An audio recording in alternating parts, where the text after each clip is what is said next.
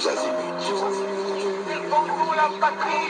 Peuple congolais, il est temps de nous lever, de nous serrer les coudes et d'agir pour défendre notre patrie, notre intégrité territoriale et l'intangibilité de nos frontières. La République démocratique Batela Ekolo, Bendele Koyate.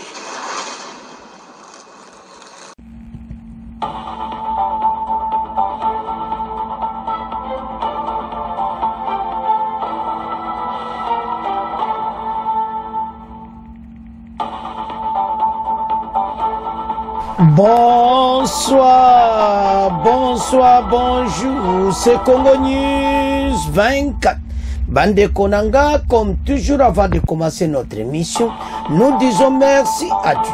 Nous disons merci à nos chers abonnés et téléspectateurs qui nous suivent partout dans le monde et en RDC. Bande Konanga, soyez les bienvenus. À la une, chers téléspectateurs, bande ko dossier ya basango ezaka kopela moto boko yoka ba réaction so talme na photo wana boko mona to développer une émission na biso ete bato baza ba traître église catholique ezamawato.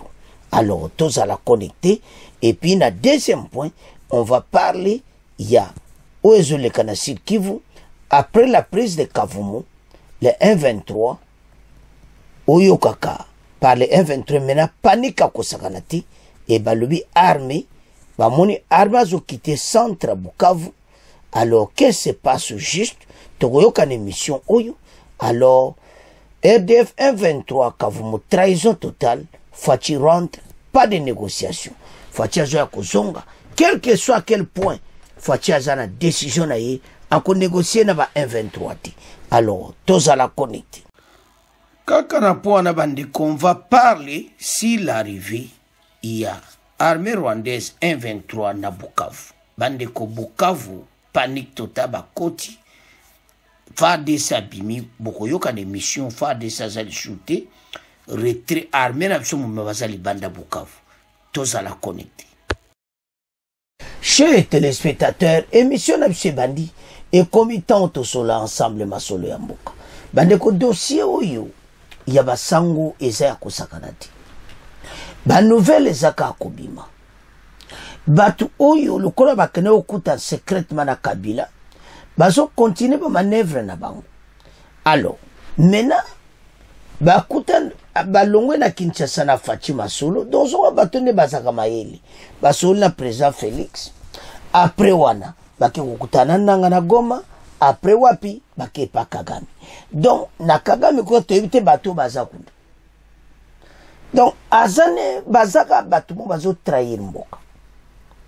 Alors situation yo epesi pena suka na polémique na Kinshasa et belé bolana na émission bateau balingi basango makambo négociation basango bazalati baza côté moko bango aza côté opposition on peut fatia sa fundi bango à partir de Munich que baza ensemble c'est Kabila mutazo mene bango était ba déstabiliser pouvoir na RDC. Bande ko situation yo ndenge président Félix a président de la République mokili sepelati mokili balimba tshela biso ba Rwanda ba président na biso. Alors maintenant à lobby clairement parti à Munich Kabila Mutaza responsable makambo nyonso. Alors basango bazo coopérer na isiko to loba nini. Bonso mona te que situation est très très sérieuse. Alors tous ces prêtres bazo prétendre batu basimba ka Bible mais bango nde batu ba créer pendant des ordres.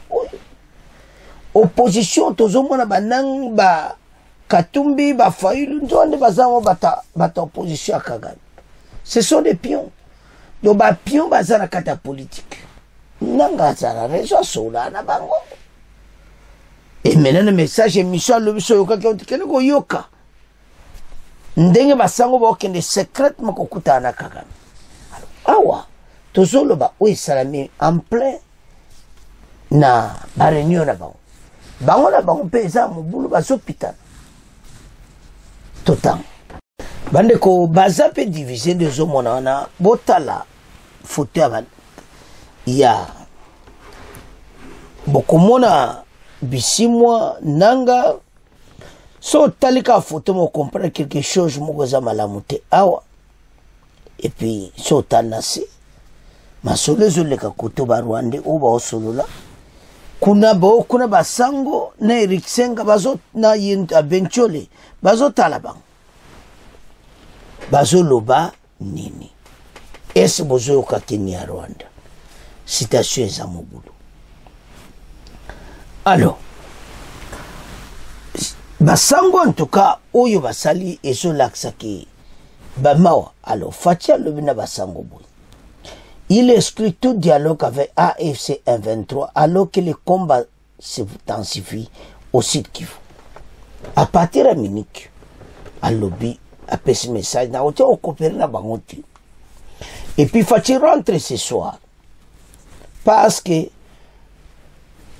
situation na Sud Kivu complètement mobile. On apprend que les soldats à Bukavu ont quitté. Dans la même journée d'hier, deux images se sont étrangement télescopées, relate le site spécialisé sur la RDC Afrique-Arabia. Sur la première image, le président Félix Tshisekedi rencontre les représentants des confessions musulmanes, orthodoxes, kibonguistes et des églises du Réveil pour les intégrer au dialogue national prôné par les églises chrétiennes. Quelques heures plus tard, une seconde image dévoile une autre rencontre qui a surpris tout le monde à plus de 2500 km de Kinshasa. Autour de la table, on y voit les responsables de la conférence épiscopale nationale du Congo, Monseigneur Fulgence Mouteba, l'abbé Donatien Cholet, celui de l'église du Christ au Congo, le révérend Eric Senga, face à Corneille Nangaa, le coordinateur de l'AFC, la branche politique de la rébellion M23, condamné à mort par Kinshasa. Un télescopage d'images qui donne un sérieux coup d'accélérateur, pointe Afrique-Arabia, à l'initiative des deux confessions religieuses qui a pour objectif d'ouvrir les portes du dialogue et de ramener la paix à l'Est. Alors pour l'instant, pas d'avancée notable. Oui, les religieux et l'AFC parlent de trouver une solution pacifique le plus tôt possible pour que la guerre s'arrête sans plus. Et en effet, rebondit l'observateur Palga à Ouagadougou, reste à savoir si le miracle des religieux aura lieu. La question se pose d'autant plus qu'à peine arrivés à Goma, ils ont été désavoués par la majorité présidentielle qui dit ne les avoir pas mandatés ou investis de quelque manière que ce soit.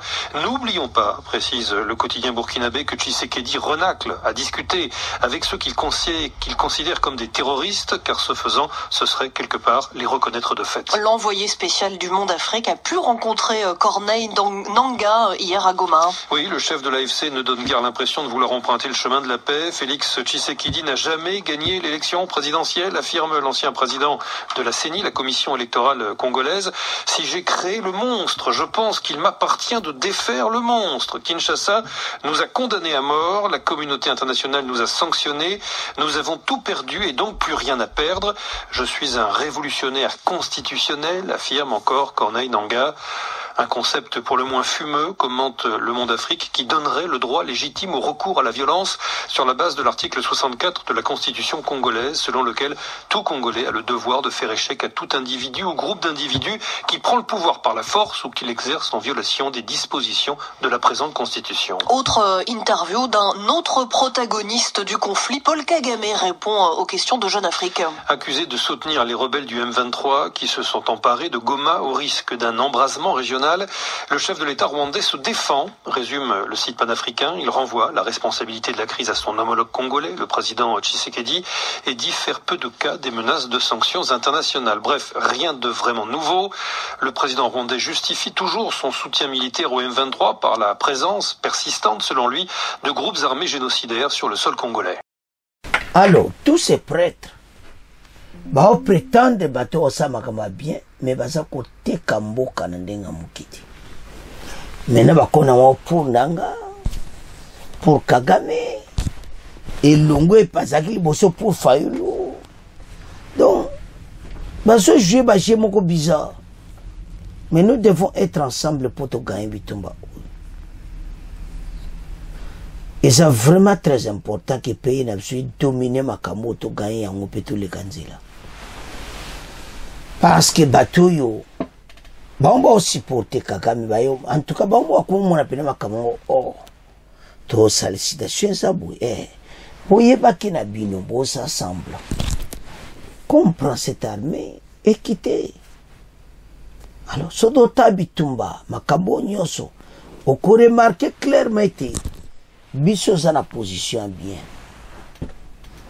ba yebi ke biso to lo ba vérité bango bazokosa. C'est pour cela que mener comme conscience à Congolais c'est tellement pour la RDC. Et ça la mort. Comment un grand pays le collabiso to qu'on s'organiser ti. Obi sambo on a banque pour somba minéré. Kagame ba minéré biloko azo beta bisona ya bisembo wazo somba.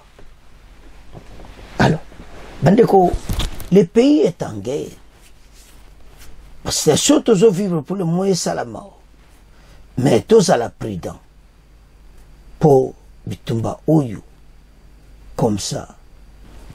Tout gagnant. Alors, maintenant, bateau nyonso.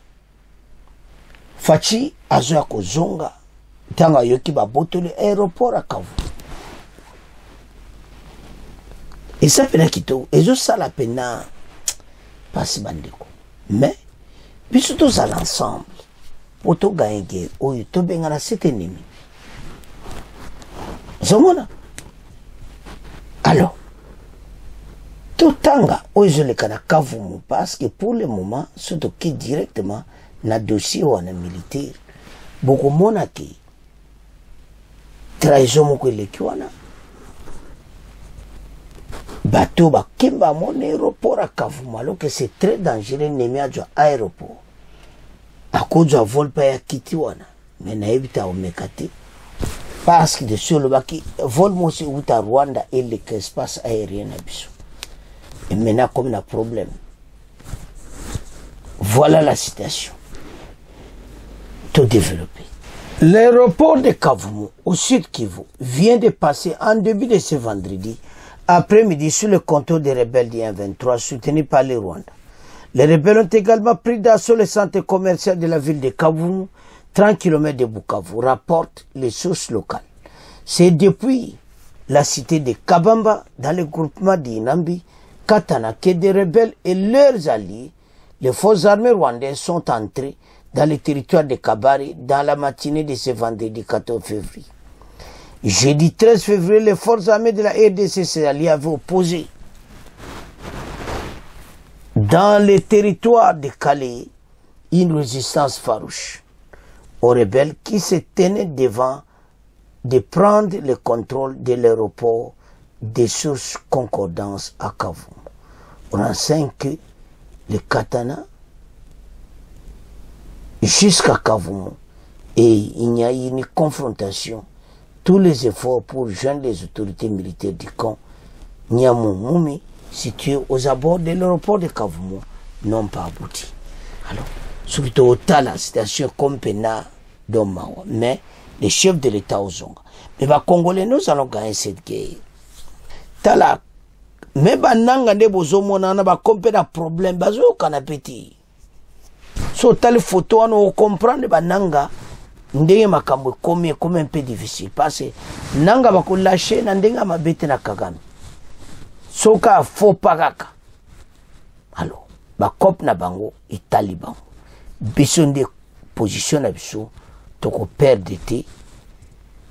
Donc jamais tout le monde a makambo o musoso ya trahison to linga on le soutien. Alors, les chefs de l'État ta yo ki ngwa zonge mbalamoko. Mais l'autre est ça va congolais que tous en position de force malgré la trahison monsieur Salama, nous allons gagner cette guerre. Moi je suis convaincu.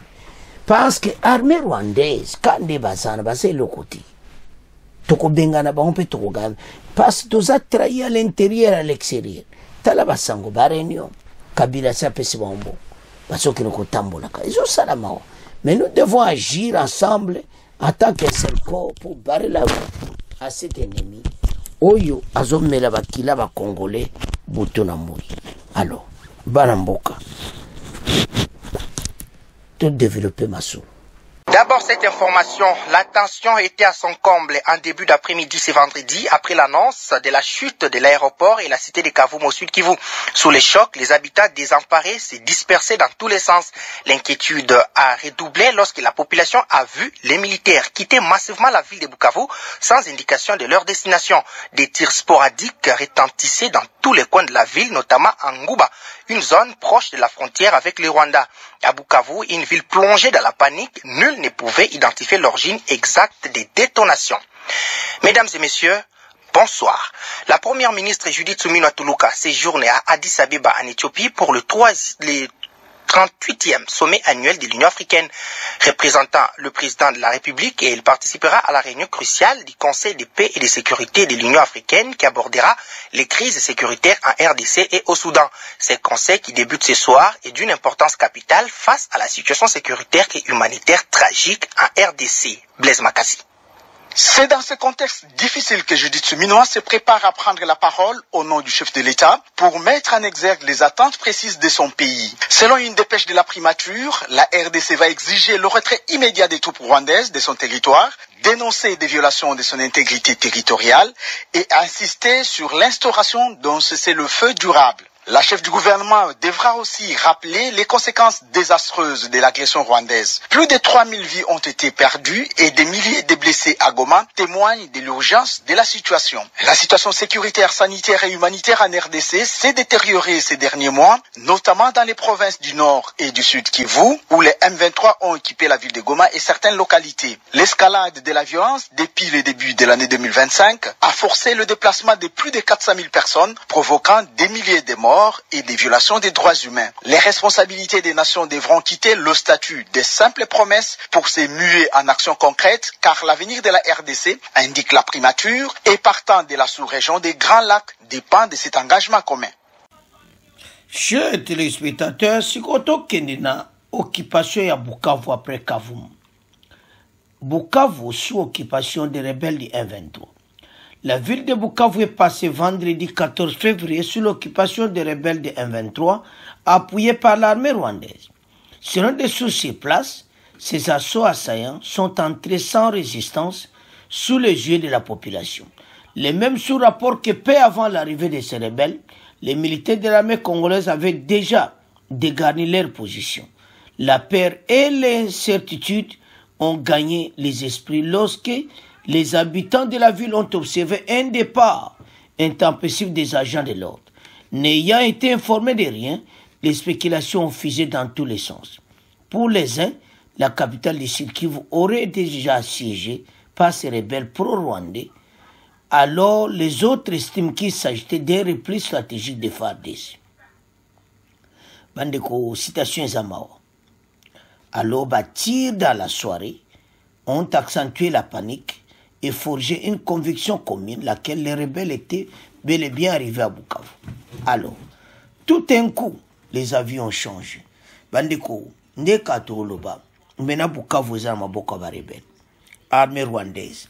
Donc Kagame, ba plana bango zaka kita bandeko. Makambo yo tozala, to bange lokoti. Ba koti na kata Bukavu, ba yebete. Makambo silite ba démarche ezali. Bato bakokite toloba ke gairo tokogaye kaka ata bazopusana polongo l'espoir te tozala ensemble le pays ils a trahi déjà mais FARDC balobi bango tout babimaki peut-être sous ordre parce que bandeko to parcours situation moko difficile bo comprendre te mboka na biso ya ntina tolobaki to bunda tina suka fatia le bataba botoli Bukavu tokosola na barebel ti tokosola na armée rwandaise ti kaka na ye Kagame azo basoda na ye abima na bango bakonzi baza décider donc bango selo bango nde baji Bukavu na Gomba mun kake baganye mais bakele su musika te parce que tozobongisa kisasa pe lalite kosoa ba arme makasi poto ya kozonga ko récupérer Bukavu wana parce que bango le bayaki na Kavumu déjà pesa ki bienti Bukavu à 35 km. Alors ce soir, déjà besi babal dans le colo banque si peuple dont les tours bazana kata Bukavu. Alors voilà la situation ndengeza le banamboka tobunda totelema totika kobanga kozwa Bukavu elobi te ke basisi nyonso. Alors FARDC abimi avant me bango ka bazokota FARDC asali repli na andeora Bukavu parkilema na Uvira bazajia kote kuna. Mais makambo eza bazobongama parce que armée na biso makambo eza kitoko tozala connecté wana tokene siko to développer na makambo ya kavumu na nde balekaki to développer nyonso andeko voilà oui lekina kavumu bomona ke pays eza trahibe bitumba tuka na kale esande babundaki penza. Alors après wana ba Rwandais baye na renfort ya osakana te FARDC a obligé à se retirer. Alors so taliba retrait wana tout ça vraiment dans les besoins de mboko et le mato récupérer mboka aide il y a aide na mba pesaka et rapport les mêmes aides wana peso détruire biso. Alors voilà la situation tout ça on a aide c'est pour le moment aéroport à Kavumbu yoki. Mais la situation où ezaki et ça peut pas si comment balimba qui n'est na Sud-Kivu et ça va. Alors ce qui total là communauté internationale va vendre silence de quoi ça la passe mais tout ça la détermination de gagner bitumba et ça va congolais nyos ensemble nous devons tobunda bateau va c'est le côté ba meki bandakala oyi Kagame a planifié makambo kala tale bele ba Rwanda bazaki na armée donc basali grand travail qui va komuki. Alors pays zaki dicté bilo be fait que pas Kagame otika biso facile mati parce que ezala baranz makambo nyonso EDC Kabila zai ko sala ezaki obligation par le président rwandais il fallait que pas Rwanda Mondenga sakana ki esprit na bango. Alors bango tout ba yo kutana président Félix. Ba yo ko mona makambo tout. Ba après makambo to vivre.